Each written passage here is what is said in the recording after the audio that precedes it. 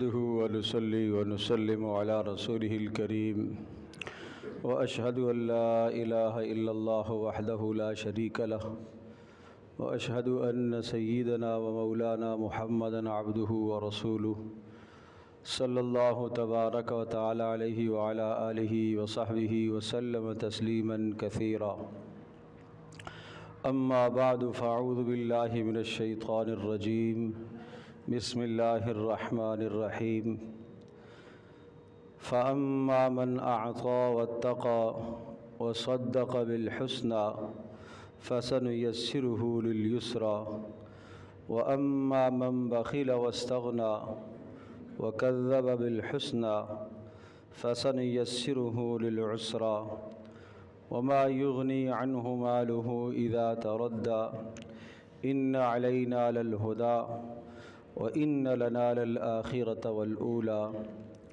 صدق الله مولانا العظيم رب اشرح لي صدري ويسر لي أمري واحلل عقدة من لساني يفقه قولي اللهم صل على محمد وعلى آل محمد كما صليت على إبراهيم وعلى آل إبراهيم إنك حميد مجيد اللهم بارك على محمد وعلى آل محمد كما باركت على إبراهيم وعلى آل إبراهيم إنك حميد مجيد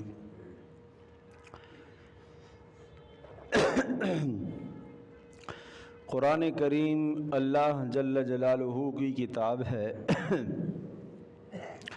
اور یہ انسانوں کی ہدایت اور رہنمائی کے لیے اللہ پاک نے اتاری ہے۔ اور قرآن کریم کے اندر اللہ تبارک و تعالی نے انسانی زندگی کی تربیت کے لیے بہت اہم اور پیارے اصول ذکر فرمائے ہیں، اور کہیں خوش نصیب انسانوں کا ذکر کر کے اللہ تبارک و تعالی ہمیں اور آپ کو متوجہ کرنا چاہتا ہے کہ ان خوش نصیب انسانوں کے اندر جو خوبیاں تھیں وہ خوبیاں تم بھی اختیار کر کے خوش نصیب بن جاؤ۔ اور کہیں کچھ بد نصیبوں کی بری عادات و اخلاق کو ذکر کیا جاتا ہے، اور ان بری خصلتوں کو ذکر کر کے امت کو متنبہ کیا جاتا ہے کہ تم اپنے آپ کو ان برائیوں سے بچانا، ورنہ جس طرح سے وہ بد نصیب ہوئے کہیں ایسا نہ ہو کہ بد نصیبی تمہارا مقدر بن جائے۔ اس وقت کی نشست میں سورۃ اللیل کی تلاوت کی گئی۔ یہ قرآن کریم کے آخری پارے کی ایک مختصر صورتوں میں سے ایک صورت ہے اور 21 آیات پر مشتمل ہے، اور اس سورہ مبارکہ میں اللہ جل جلالہ نے قسموں کا تذکرہ فرمایا، رات کی قسم، دن کی قسم، اور اس اللہ نے جو نر مادہ پیدا کیے اس اللہ کی قسم۔ تم میں سے ہر انسان اس دنیا کے اندر محنت میں لگا ہوا ہے، ہر آدمی کسب کرتا ہے، صبح سے نکلتا ہے اپنے ہاتھوں سے، اپنے عمل سے، اپنی صلاحیتوں سے کچھ کماتا ہے۔ کمانے سے مراد اعمال ہے۔ کچھ ایسے ہیں جو اچھے کاموں میں لگتے ہیں، کچھ ایسے ہیں جو برے کاموں میں لگتے ہیں۔ تو آئیے 3 کام ایسے بتاتے ہیں آپ کو کہ جو سعادت مندی کی نشانیاں ہیں۔ جو آدمی ان 3 کاموں میں لگ گیا وہ سعادت مند انسان ہے، اور 3 کام ایسے بتاتے ہیں جو انتہائی بدترین کام ہیں۔ جو ان 3 کاموں میں لگ گیا وہ انتہائی درجے کا بد نصیب بن جائے گا۔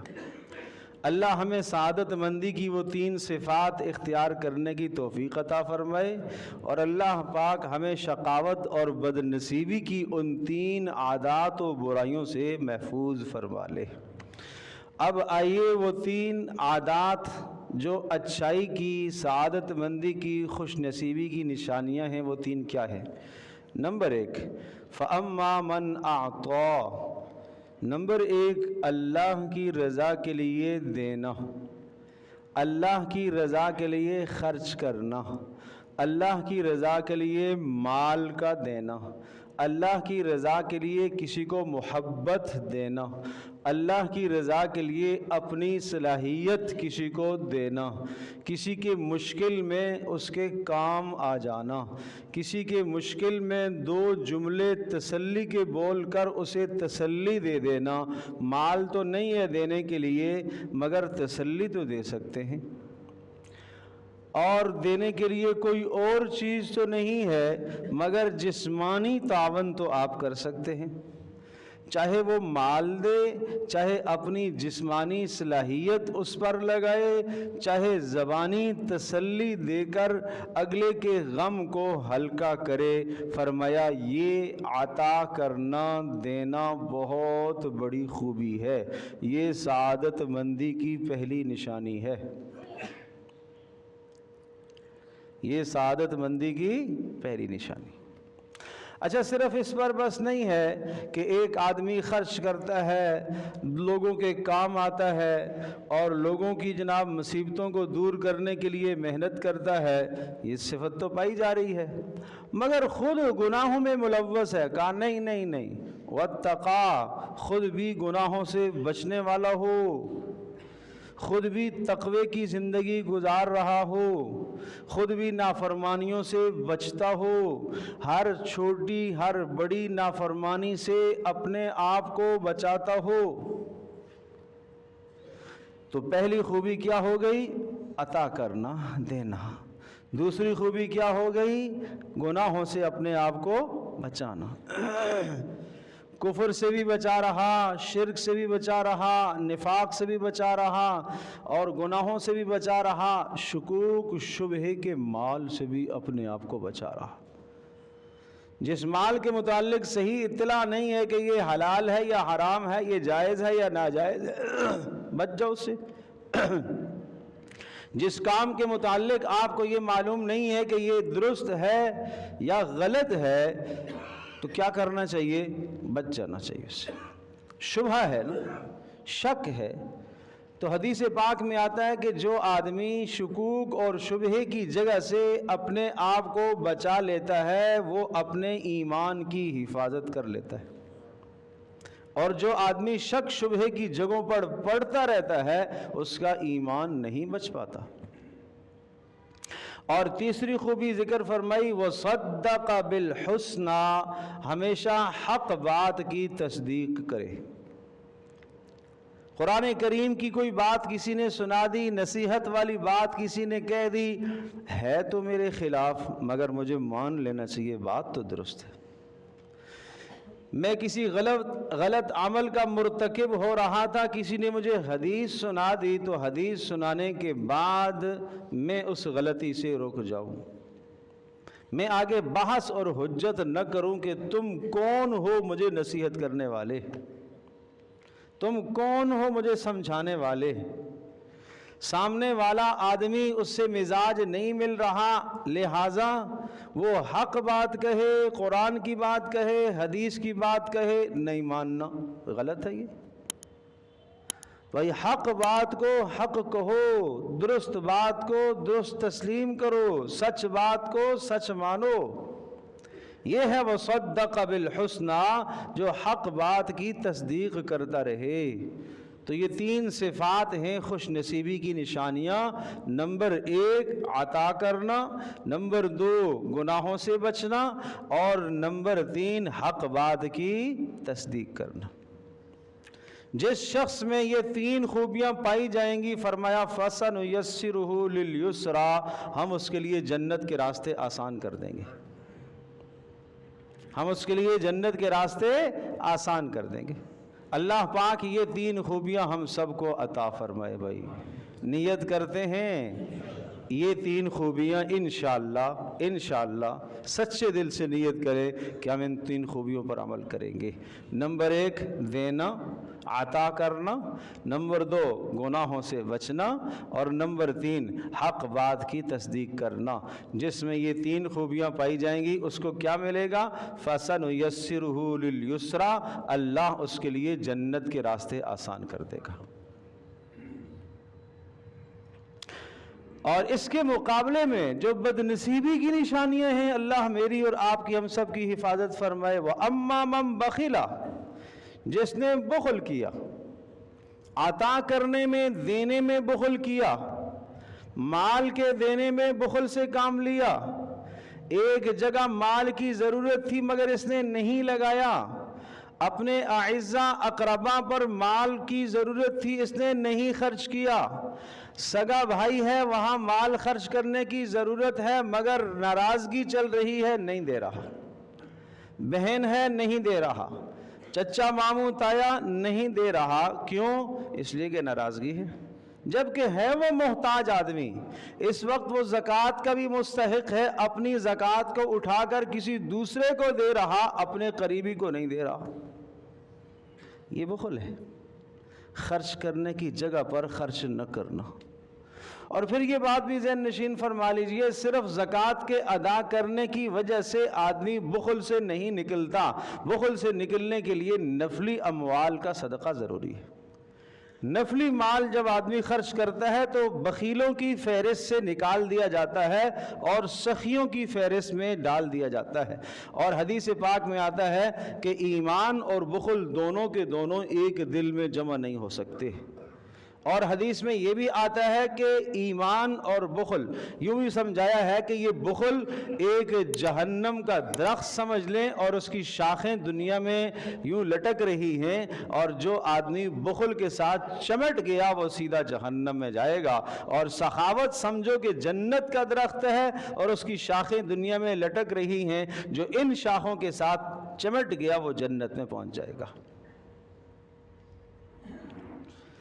بخل اور عطا، غنا، سخاوت اور بخل، ان دونوں کا تعلق مال کے ساتھ نہیں ہے۔ ایک آدمی کہ میرے پاس مال ہے ہی نہیں، میں کہاں سے سخاوت کروں بھائی؟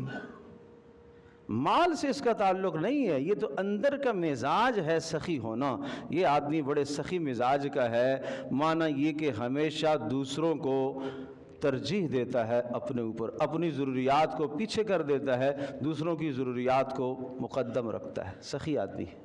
مال تو نہیں خرچ کیا مگر ہر جگہ پر دوسروں کا خیال رکھتا ہے، یہ سخی مزاج ہے۔ ایک آدمی جو ہے وہ مال تو دیتا ہے مگر اس کو ہر انسان کی اچھائی بری لگتی ہے، یہ بخل کی نشانی ہے، برداشت نہیں ہے اندر، کسی کی اچھائی دیکھی وہ بھی برداشت نہیں ہے۔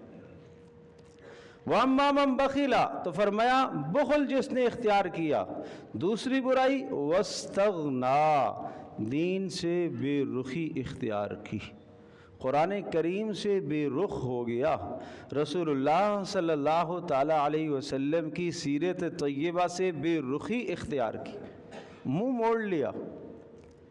آج ہمارا مزاج بھی یہی ہے اور آج ہماری مثال بھی ایسی ہی ہے کہ ہم ضرورت کا دین لے لیتے ہیں، جو ضرورت کا نہیں ہوتا ہم اس کو بھی لینے کو تیار نہیں۔ ضرورت کا دین یہ ہے کہ بس میں نمازی بن جاؤں، میرا بچہ بھی نمازی بن جائے، اور میرا بچہ جو ہے وہ میرا اور ماں کا فرما بردار بن جائے، بس اتنی حد تک دین کافی ہے۔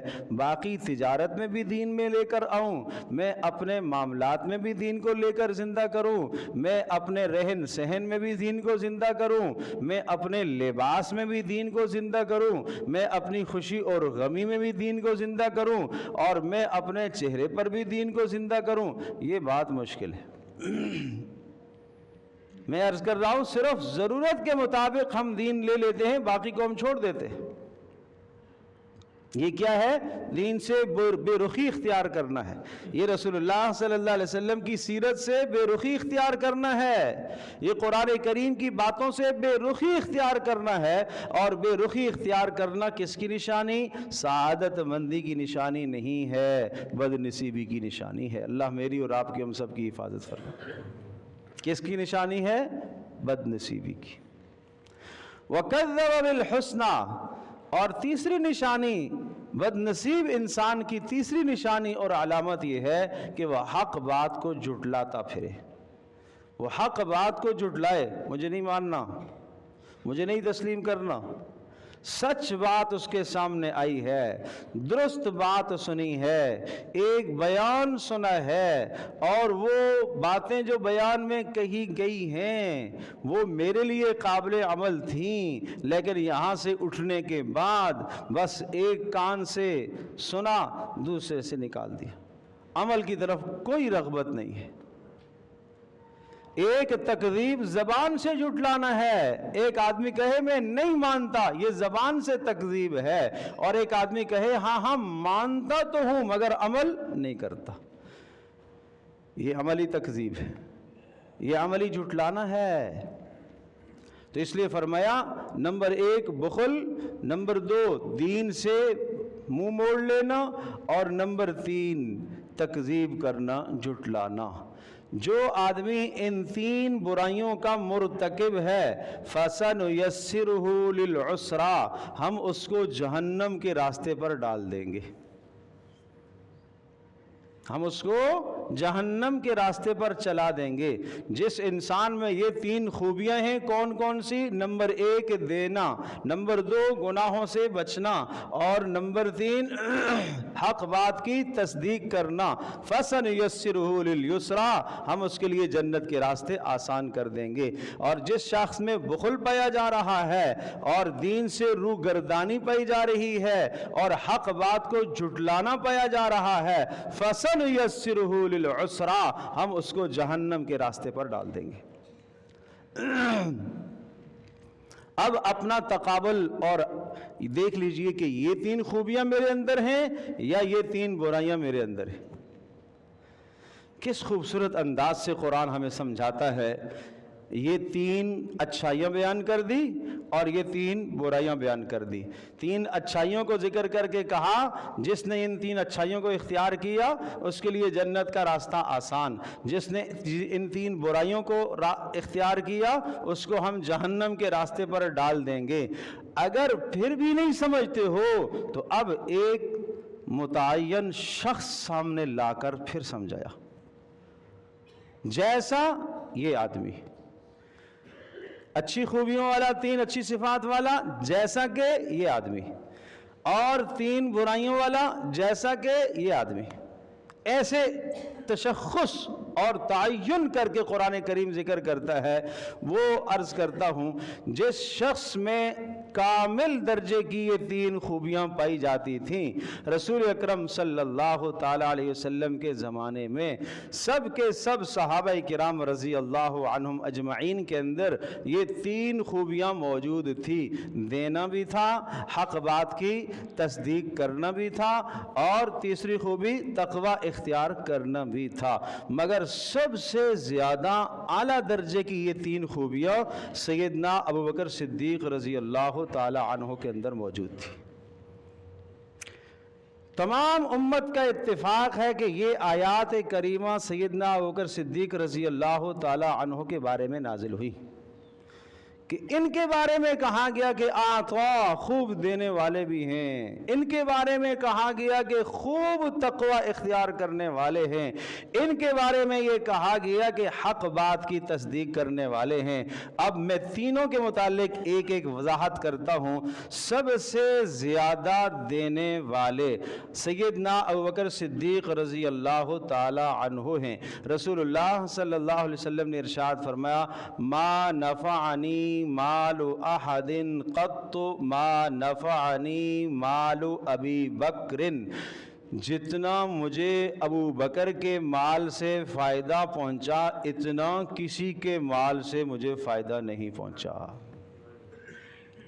اور پھر آپ نے ارشاد فرمایا، جس نے مجھے کچھ دیا اور میرے اوپر خرچ کیا، رسول اللہ کی ذات گرامی پر خرچ کرنا اسلام کے لیے خرچ کرنا ہے، دین کے لیے خرچ کرنا ہے، اللہ کے لیے خرچ کرنا ہے۔ جس نے میرے اوپر خرچ کیا یا مجھے دیا ان سب کے بدلے میں چکا چکا اور دے چکا، مگر ابو بکر کا بدلہ اللہ پاک قیامت کے دن خود عطا کرے گا۔ یہ ہے اعطا، دینا، یہ ہے دینا۔ یہ آیت نازل ہوئی الذین ينفقون اموالهم باللیل والنہار سرا وعلانیہ، کچھ ایسے لوگ بھی ہیں کہ جو اپنا مال خرچ کرتے ہیں سرن، کچھ رات کو بھی خرچ کرتے ہیں، دن کو بھی خرچ کرتے ہیں، چھپ کر بھی خرچ کرتے ہیں، اور علل اعلان بھی خرچ کرتے ہیں۔ سیدنا ابوبکر صدیق رضی اللہ تعالی عنہ کے پاس 40,000 درہم تھے، اور 1,000 رات کو خرچ کیے، 1,000 دن کو خرچ کیے، 1,000 علل اعلان سب کے سامنے خرچ کیے، 1,000 چھپ کر خرچ کیے تاکہ قرآن کی اس آیت پر عمل ہو جائے۔ یہ ہے عطا، خرچ کرنا، یہ ہے دینا۔ حضرت بلال رضی اللہ تعالی عنہ اور عامر بن فہیرہ رضی اللہ تعالی عنہ اور ان کی طرح کے اور لوگ جو غلام تھے اور جو مشرکین کے سامنے تختہ مشق بنے ہوئے تھے، ظلم اور زیادتیوں کے پہاڑ ان پر توڑے جا رہے تھے، حضرت بلال رضی اللہ تعالی عنہ کو خرید کر آزاد کرا دیا۔ اور قرآن کہتا ہے کہ کوئی احسان نہیں تھا بلال کا ان پر، کوئی احسان نہیں تھا عامر بن فہیرہ کا ان پر کہ اس احسان کو چکانے کے لیے ایسا کیا ہے، نہیں، الا ابتغاء وجہ ربہ الاعلی، اپنے رب کو راضی کرنے کے لیے ایسا کیا ہے۔ وَلَسَوْفَ يَرْضَىٰ، اور ابو بکر سے اس کا رب تو راضی ہو ہی گیا۔ یہ ہے عطا، یہ ہے دینا۔ اور تقوی کیا تھا؟ تقوی کے اندر اتم درجہ، راستے میں چلتے چلتے ایک کھجور نظر آئی، بھوک کی کیفیت تھی، اس کو لے لیا، کھا لیا۔ کھانے کے بعد خیال آیا معلوم نہیں کس کی کھجور ہے، یہ دانہ کھجور کا میں نے کھا تو لیا ہے مگر مالک کی اجازت کے بغیر ہے، معلوم نہیں کوئی صدقے کی کھجور ہے، معلوم نہیں کون اس کا مالک ہے۔ اب یہ کھجور واپس تو نہیں ہو سکتی، مگر یہ تو میں کر سکتا ہوں کہ تاکہ میرے جسم کا یہ حصہ نہ بنے، اس کھجور سے جو طاقت حاصل ہو وہ میرے جسم کے اندر تاکہ نہ پیدا ہو، اس لیے کہ مجھے نہیں معلوم یہ کھجور کس کی ہے، یہ مشتبہ مال ہے، اور پیٹ بھر کر پانی پیا اور قے کر کے اس کھجور کو واپس نکال دیا۔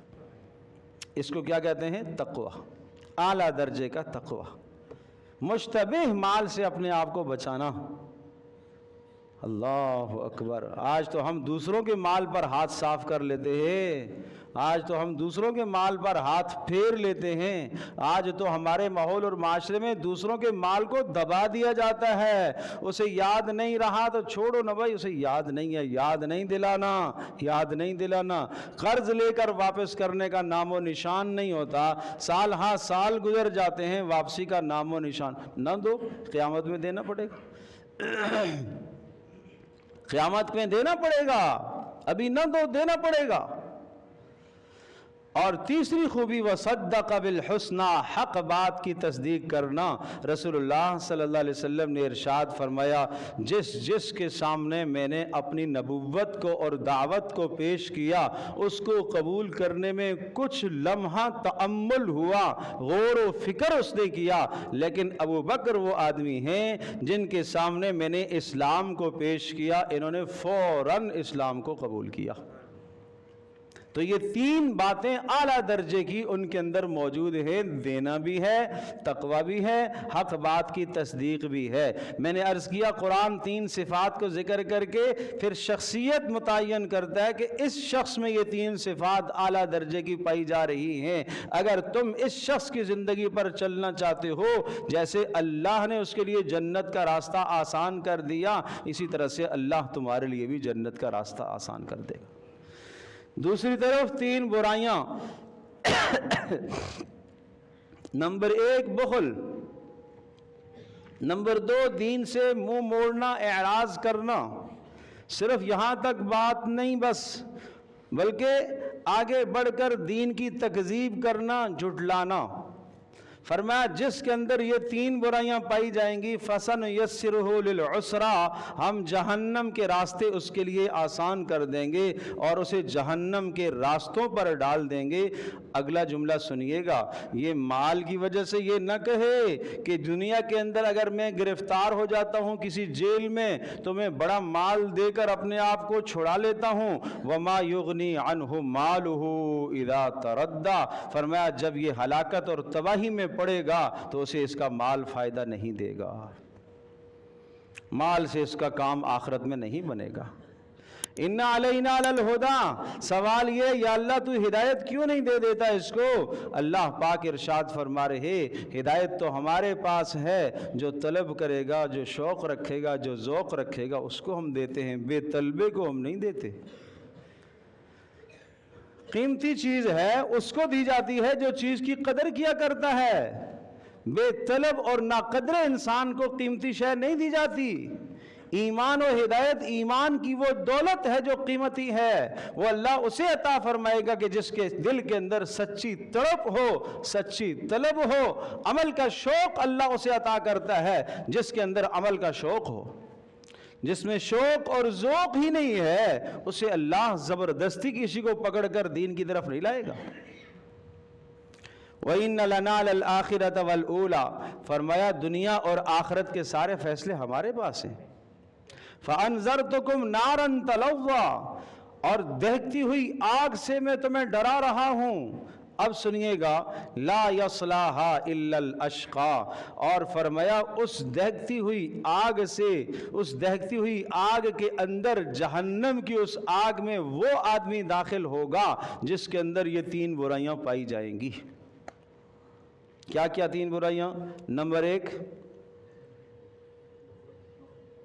بخل، نمبر 2 دین سے منہ موڑنا، نمبر 3 حق بات کی تکذیب کرنا۔ یاد رکھو نا بھائی، یہ یاد رکھو، برکت کے لیے نہ بیٹھو، یاد رکھو۔ نمبر 1 بخل کرنا، نمبر 2 حق سے منہ موڑنا، اعراض کرنا، نمبر 3 حق کی تکذیب کرنا۔ فرمایا لا یصلاھا الا الاشقى، ایسا بدبخت انسان جس میں یہ تین برائیاں پائی جائیں وہ داخل ہوگا۔ پھر بھی اگر نہیں سمجھتے ہو، الذی کذب وتولی، یہ وہ بدبخت ہے جس نے حق بات کو جھٹلایا اور حق سے اس نے منہ موڑا۔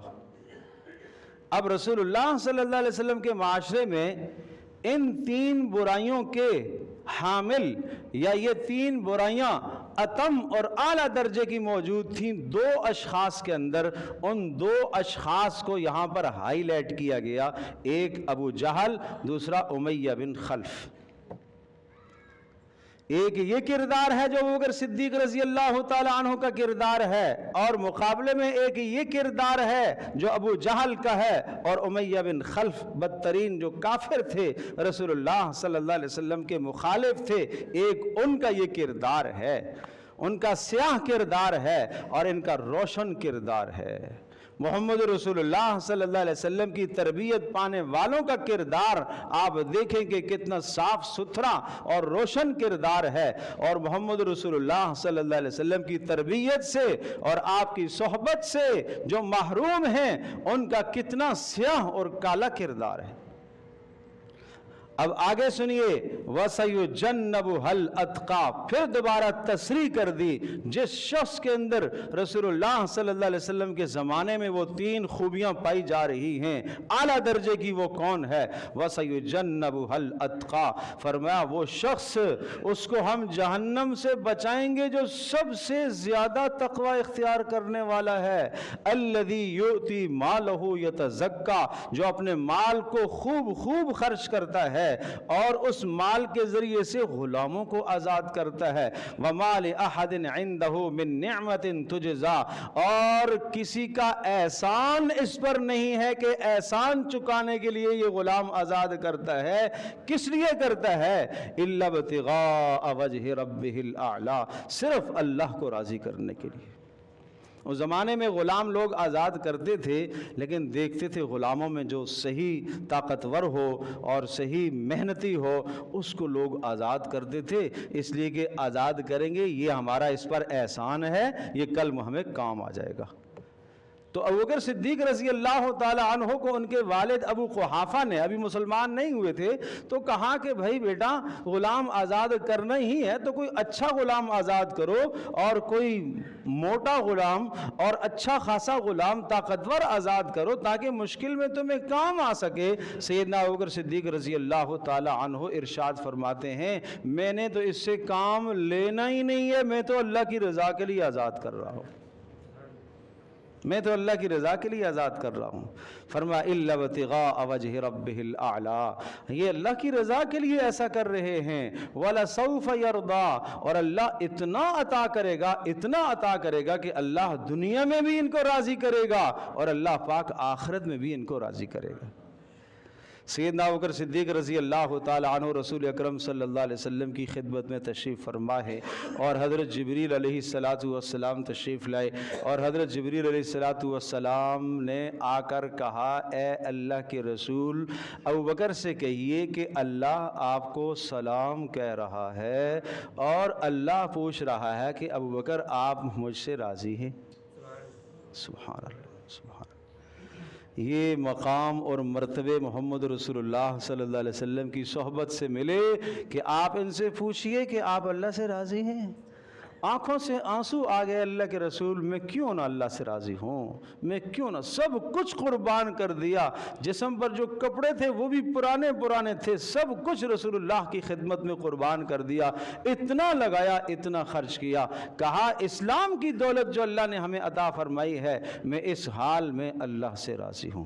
تو آئیے ہم عزم کرتے ہیں کہ ان تین خوبیوں کو ہم اپنانے کی کوشش کرتے ہیں۔ نمبر 1 اللہ کی رضا کے لیے دینا، اور نمبر 2 گناہوں سے بچنا، اور نمبر 3 حق بات کی تصدیق کرنا۔ جس میں یہ 3 خوبیاں ہوں گی اس کا حشر قیامت کے دن سیدنا ابوبکر صدیق رضی اللہ تعالی عنہ کے ساتھ ہوگا، اور یہ 3 برائیاں ان سے ہم نے اپنے آپ کو بچانا۔ جس میں 3 خوبیاں ہیں، فرمایا اس کے لیے ہم جنت کا راستہ بھی آسان کر دیں گے، قیامت کے دن انہی کے ساتھ ہوگا جن کے اندر یہ خوبیاں پائی جا رہی ہیں۔ اور یہ 3 برائیاں کون کون سی؟ نمبر 1 بخل اختیار کرنا، اور نمبر 2 دین سے منہ موڑنا، اور نمبر 3 حق بات کی تکذیب کرنا، جھٹلانا۔ فرمایا جس میں یہ 3 برائیاں پائی جا رہی ہیں اس کا حشر قیامت کے دن کس کے ساتھ؟ ابو جہل کے ساتھ، امیہ بن خلف جیسے کافروں کے ساتھ ہوگا۔ اللہ تبارک و تعالی ہماری حفاظت فرمائے، اور فرمایا ہم ان کے لیے جہنم کے راستے اموار کر دیں گے۔ اللہ پاک ہمیں جہنم کے راستے سے محفوظ فرمائے اور جنت کے راستے پر چلنے کی توفیق عطا فرمائے۔